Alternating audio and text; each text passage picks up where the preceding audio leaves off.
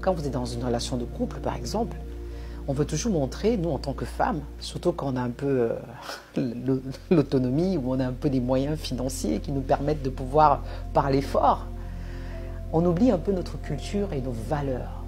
On a tendance à vouloir se mettre au même niveau que les hommes. J'ai rien contre les féministes, hein, donc m'en voulez pas.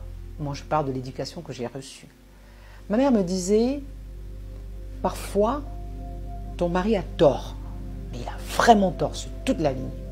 Vous êtes en public, il y a la famille qui est là, il y a des amis qui sont là.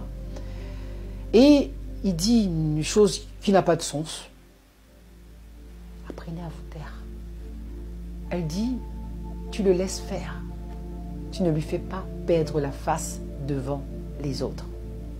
Donc la clé que je vous donne aujourd'hui par rapport concernant les clés sur le leadership, sur comment amener les gens à faire ce qu'on veut, c'est parfois ne pas faire en sorte que la personne perde la face.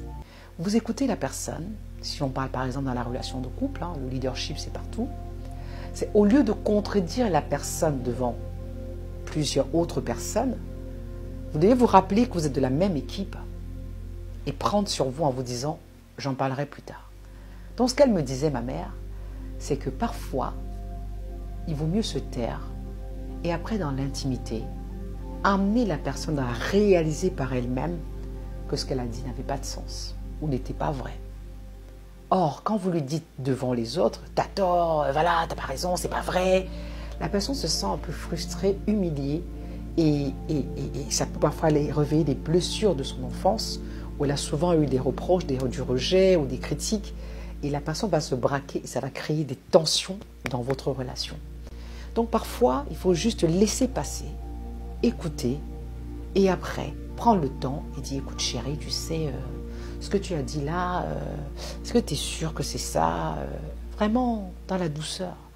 Et même si devant vous cette personne n'avoue pas qu'elle s'est rendue compte qu'elle a dit n'importe quoi, je vous assure que ça va tourner là-dedans et la manière dont vous allez dire cette chose va faire en sorte que cette personne n'aura pas l'impression que vous lui avez manqué de respect.